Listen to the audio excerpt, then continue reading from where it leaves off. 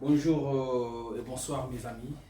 Que mon Dieu vous bénisse de partout. Je sais que ça fait un bon moment qu'on ne s'est pas vu parce que comme je vous avais dit la dernière fois, j'ai toujours dit ça pardon, que lorsqu'on fait des programmes, moi je peux faire mes programmes, mais c'est Dieu qui décide.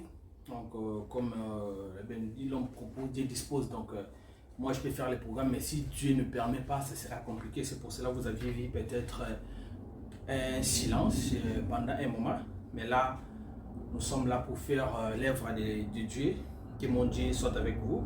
Aujourd'hui, comme c'est fixé parmi nos objectifs, donc j'avais dit notre chaîne, c'est une chaîne socio-culturelle. On aura le temps de parler, on aura le temps de prêcher, de parler de la parole de Dieu, de parler des œuvres de l'Éternel dans notre vie, dans la vie de son peuple.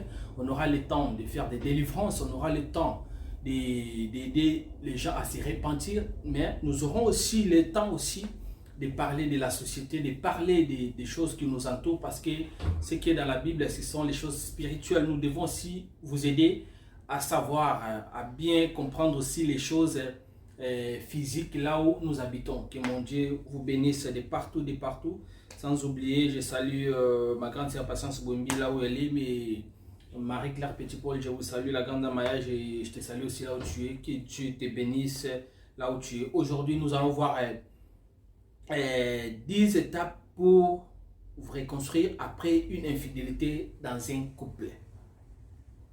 Aujourd'hui, nous allons voir 10 étapes si vous voulez vous remettre dans un couple après avoir été trahi, après avoir constaté que non, votre partenaire, il vous aviez trompé, vous aviez poignardé derrière le dos. Et aujourd'hui, je vais vous donner 10 astuces, 10 étapes si vous voulez vous reconstruire, si vous voulez vous remettre après une infidélité, après l'infidélité, si vous voulez continuer avec la personne. Et aujourd'hui, vous aurez vos 10 étapes. Si vous avez les stylos, vous pouvez écrire au moment où je commencerai à parler comme je suis en train de parler là, ou soit à la fin, vous pouvez revoir encore mes vidéos pour voir l'intégrité de ce que nous sommes en train de parler. Aujourd'hui, nous allons voir 10 étapes pour vous reconstruire après une infidélité dans le couple. Donc, sachez que l'infidélité, c'est un sujet très délicat dans la vie d'un couple. Et c'est la trahison sexuelle. Et ce n'est pas du tout facile. Ce n'est pas du tout facile. L'infidélité, c'est un sujet très délicat dans la vie d'un couple. Donc, on doit prendre ça au sérieux parce que beaucoup de couples, peut-être il y a eu l'infidélité, il y a eu des problèmes, ils se sont séparés, ils se sont réconciliés, ils se remettent ensemble, mais il y a toujours des pics. Si peut-être la femme elle fait quelque chose, ah toi tu m'avais fait ça, si l'homme fait comme ça, d'ailleurs toi tu m'avais fait ceci. Vous voyez, donc ce sont des choses à éviter et c'est pour cela aujourd'hui vous aurez les 10 étapes. Le numéro 1 parmi nos étapes, aujourd'hui je vais vous donner 10 étapes. Et le numéro 1, les 10 étapes pour reconstruire après une infidélité dans le couple. Si vous voulez vous remettre, vous êtes dans le mariage, vous êtes dans le concubinage, vous êtes dans une relation simple. Si vous voulez vous reconstruire après une rupture, après l'infidélité dans un couple, la première étape d'abord, faire du temps un allié de la reconstruction. Le temps. Si vous voulez vous reconstruire dans un couple où il y a eu l'infidélité, où il y a eu des tromperies, mes bien-aimés, la famille, aujourd'hui, on va parler de la société. Comme j'avais dit, abonnez-vous massivement sur notre chaîne de Chris B90. C'est ici que vous ne manquerez pas de recevoir des bonnes choses, d'avoir des bonnes nouvelles. C'est ici. Abonnez-vous massivement sur de Chris B90. Même sur notre TikTok, vous tapez là-bas, c'est ma évangéliste de Chris. Vous me verrez là-bas. Et je suis sûr que vous ne serez pas déçus. Partagez, likez, c'est une façon de soutenir cette œuvre. Que mon Dieu vous bénisse de partout. Et première étape, comme je viens de dire, pour reconstruire après une infidélité dans un couple. Première des choses, faire du temps un allié de la reconstruction. C'est-à-dire, il faut laisser le temps au temps. Ne te précipite pas après l'infidélité. peut-être il y a une rupture dans un couple, dans une relation. Laissez le temps au temps. Le temps, c'est un maître qui juge tout le monde, qui remet chaque chose à sa place. Après une infidélité, restez calme. Restez calme. La personne, il vous a trahi. La personne, après il vous a poignardé. Il n'y a pas de souci. Restez calme. Parce que vous pouvez avoir raison. Mais si vous agissez mal, vous risquerez de perdre les raisons que vous aviez auparavant. Parce que les gens, ils sont tellement malins, ils sont tellement éveillés, ils sont tellement informés. La personne peut être fautive, mais vous aviez peut-être très mal agi et la faute, ça se renverse maintenant, ça devient à ton côté, et la personne qui était fautive, maintenant là, elle peut avoir la vie sauve dans les yeux des gens. Mais Dieu, il connaît. Mais ici, comme j'avais dit, on parle de la société, on parle des réalités de ce que nous voyons ici, dans ce monde. C'est-à-dire, après une infidélité, restez calme. Restez calme. Laissez le temps au temps. Il ne faut pas se précipiter de faire les choses, d'éprouver ton partenaire, de faire quoi que ce soit. Non.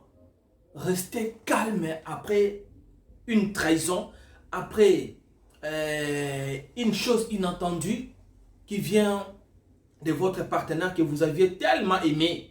Il faut rester calme. Le temps jugera.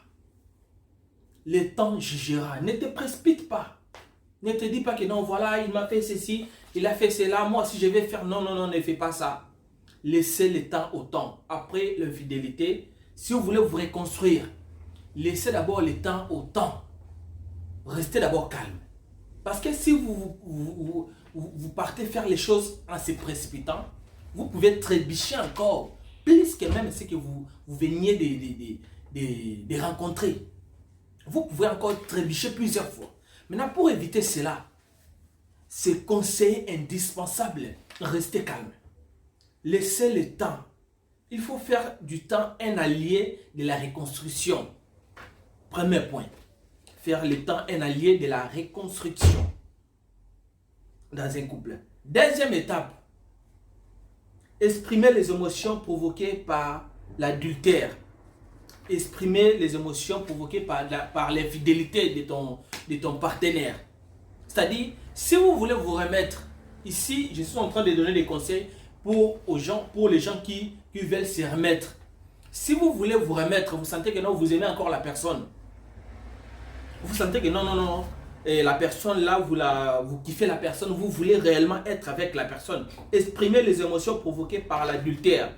Ici, il faut exprimer tout ce que vous aviez subi pendant l'action, pendant les moments là de l'infidélité, lorsque la personne vous aviez trahi, la façon dont vous aviez ressenti, la haine, la colère que vous aviez envers la personne.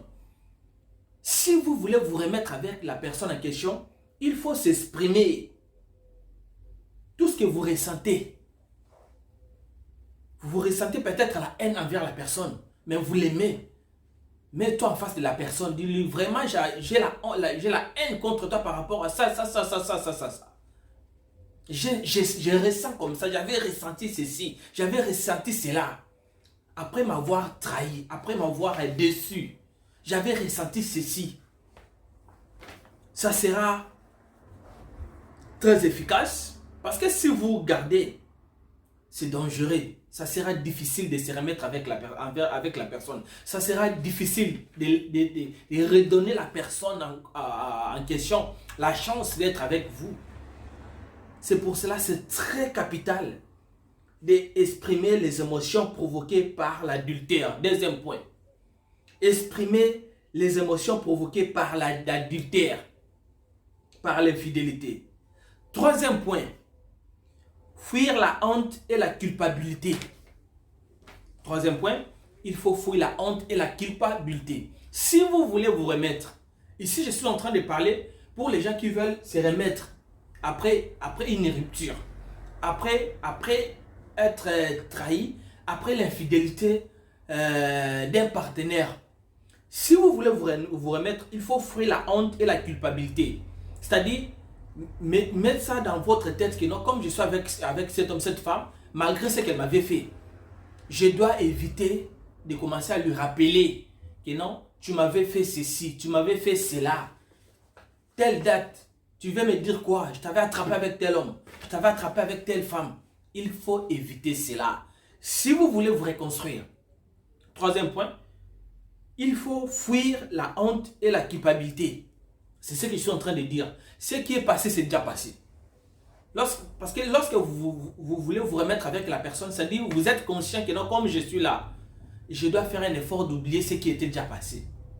Je ne vais pas aller, je ne vais pas courir, je ne vais pas dévancer, mais je viens tout doucement. Fuir la honte et la culpabilité. C'est ce que je venais de dire. Quatrième point. Prendre soin de soi et de son estime. Ici, après une rupture, après être trahi, après être déçu d'une personne que vous aviez tellement donné de la confiance, ça peut entraîner une baisse d'estime de soi, ça peut entraîner une baisse des soins personnels, corporels d'une personne, parce que nous connaissons très bien que la trahison, la déception, l'infidélité, c'est quelque chose qui affecte les humains tellement forte, tellement fort. C'est pour cela, prendre soin de soi. Si vous voulez vous remettre ensemble, après l'infidélité, il faut aussi se remettre en valeur. Il ne faut pas croiser les bras, on t'a déçu là où vous êtes, vous dites que non, moi je ne peux plus me contrôler, je dois commencer à m'habiller comme un fou, je dois commencer à faire de n'importe quoi, et je ne dois plus commencer à s'intéresser à ma personne, et je dois commencer à me délaisser. Non, non, non, non, non, non, non, ne faites pas ça. Si vous faites ça, et vous envisagez de se remettre avec la personne, ça sera difficile. Il faut prendre soin de soi, c'est-à-dire l'hygiène, il faut être propre. Après l'infidélité, après être trahi, si vous voulez vous remettre, il faut que la personne là sente que non, non, non, non, il y a du nouveauté. Il y a des bonnes choses là-bas qui viennent d'arriver. Il y a les changements de fréquences. Christian que j'avais laissé par exemple en 2022, 2021, à 2003 aujourd'hui, il n'est plus pareil. Jeannette que j'avais laissée, elle a changé, waouh, elle est devenue comme ça. Là, au moment où il y a l'attraction, pour se remettre, prendre dans l'aspect extérieur de la personne compte. La valeur que vous vous donniez vous-même, ça compte. Ne restez pas là et vous êtes borné, non, non, non, moi on m'a déçu, moi je vais changer mes habitudes. Peut-être vous aviez, je vais arriver, je ne vais pas sauter. Cinquième point, transformer les émotions en sentiments. La personne vous avez dessus, il faut transformer ça, il faut transformer les émotions en sentiments. Ne développe pas toujours la haine envers la personne, non, non, non, non, non, ne fais pas ça. Sixième point, identifier les types d'infidélité. Il faut identifier les types d'infidélité. La personne vous a trahi. Vous aviez subi l'infidélité dans ton couple. Il y a eu des ruptures, vous voulez vous remettre. Il faut identifier qu'est-ce qui a fait que le monsieur et la femme puissent aller regarder ailleurs. Qu'est-ce qui a fait que non, le monsieur ici, la personne qui me disait à tout moment, je t'aime beaucoup, tu es tout pour moi. La personne aille regarder ailleurs. Qu'est-ce qui a fait cela? Identifier. Dans tout ça, ici, dans ces points ici de l'identification, c'est un point, il faut que la communication intervienne. C'est-à-dire, il faut communiquer avec ton partenaire. Tu communiques avec le partenaire.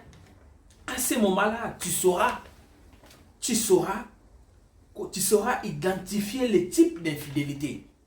Parce que il y a l'infidélité relationnelle, c'est un déficit, ça peut être un manque, un déséquilibre. L'infidélité, ça peut être aussi personnel, chronique. Il faut identifier ça. Parce qu'il y a certaines personnes, ils sont infidèles chroniquement. Donc, ils sont tellement accros à l'infidélité. Et chez eux, c'est comme si ça devient une habitude. Il faut identifier cela. Parce que vous ne pouvez pas vous remettre dans une relation où vous avez trahi. Vous ne savez pas identifier. Identifier le type d'infidélité. Non, vous serez dans la merde. Vous aurez des problèmes. On vous a trahi. On vous a déçu par un partenaire. Avant de se remettre avec la personne en question, vous devrez identifier qu'est-ce qui a fait que le monsieur, que l'homme, que la femme puisse aller regarder ailleurs, puisse aller tomber avec un autre monsieur. Qu'est-ce qui a fait cela? Lorsque vous allez identifier cela, il y a plusieurs types d'infidélités. Il y a les infidélités relationnelles, il y a les infidélités, elle est parfois liée avec des difficultés sexuelles. L'infidélité, ça peut être lié aux difficultés sexuelles. Il faut identifier ça. L'infidélité, ça peut être parfois des problèmes d'estime. L'infidélité, ça peut être la tromperie personnelle, chronique. La personne, il est habitué à tromper les femmes. La personne, elle est habituée à tromper les hommes. Il y a certaines femmes, si elles ne les trompent pas, elles ne se sentent pas à l'aise. L'infidélité toxique. Il y a certaines personnes, ils sont allés faire l'amour, faire de n'importe quoi avec certains gens. C'est par rapport aux relations toxiques que la personne elle a dans son couple, dans son parcours. La personne, elle n'a pas la chance de tomber auprès de bonnes personnes. C'est vraiment dans des relations toxiques. Et la personne, elle continue dans l'infidélité. Il faut identifier ça. C'est très capital. Vous voulez faire quelque chose. Vous voulez vous remettre avec votre mari. Vous avez déjà eu les enfants. Vous n'avez pas encore eu les enfants. Vous êtes dans une relation. Vous voulez entrer dans une relation. Avant de vous remettre avec la personne, ou soit vous étiez déjà avec la personne, avant de se remettre avec la personne, après avoir été déçu, après avoir enregistré l'infidélité dans ton couple, fais un effort, s'il vous plaît, d'identifier quel genre d'infidélité, quel type d'infidélité. Pour identifier cela, c'est quoi? C'est la communication. Il faut que la communication soit efficace entre l'homme et la femme. À ce moment-là, vous verrez que non, il y aura la compréhension, chacun va s'exprimer. À ce moment-là, entre les deux partenaires, vous saurez maintenant que non, c'est dans tel coin qu'il y a eu des soucis. Comme je venais de dire, il y a l'infidélité relationnelle, un défi, un manque. Peut-être à tout moment vous n'êtes pas là, la femme peut être là où l'homme, elle peut aller voir ailleurs.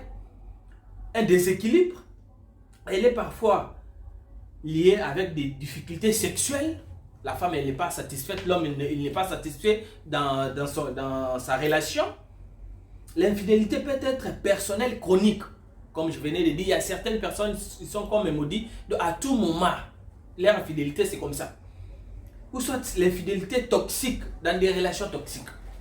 C'est très capital. C'est un point.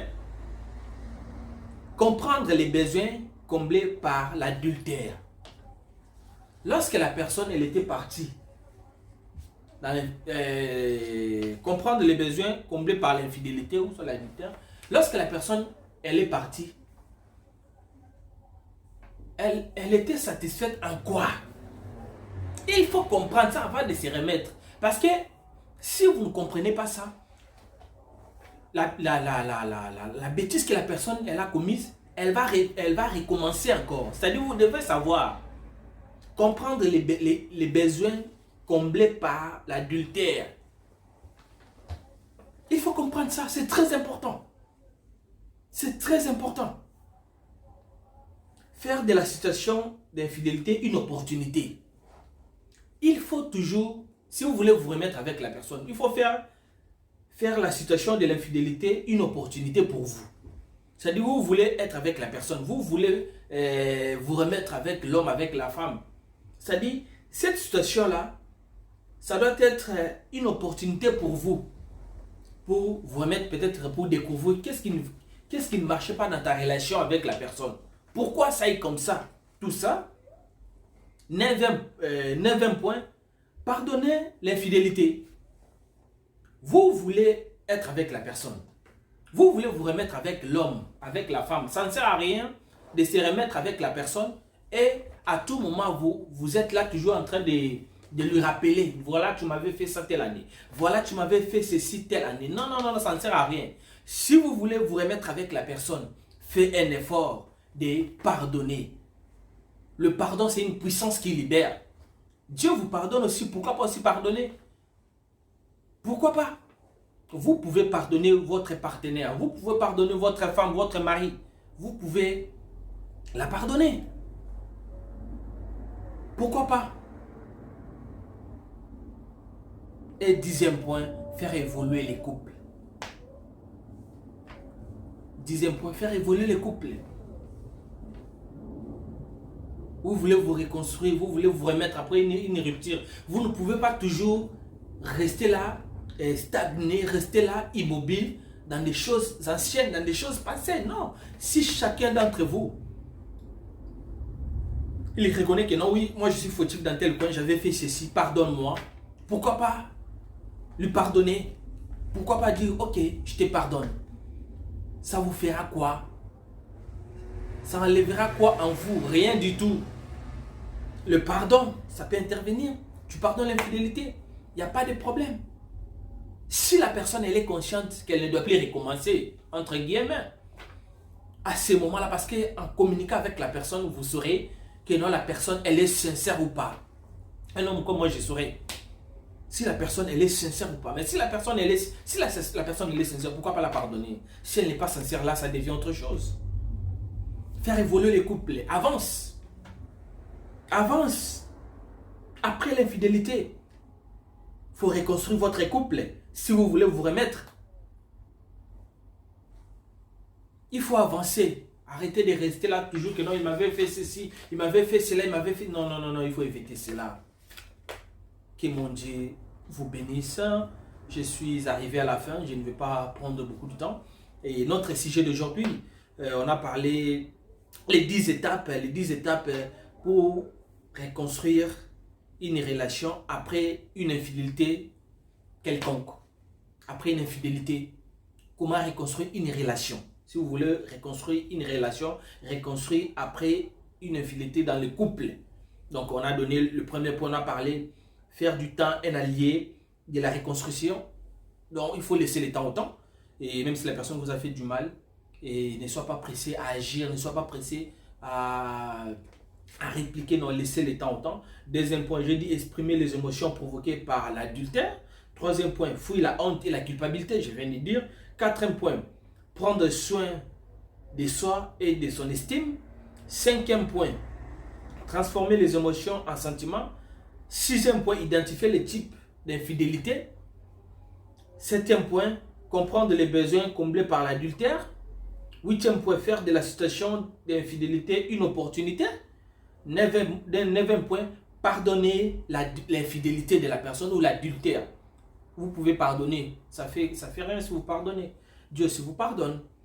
10e point, faire évoluer les couples.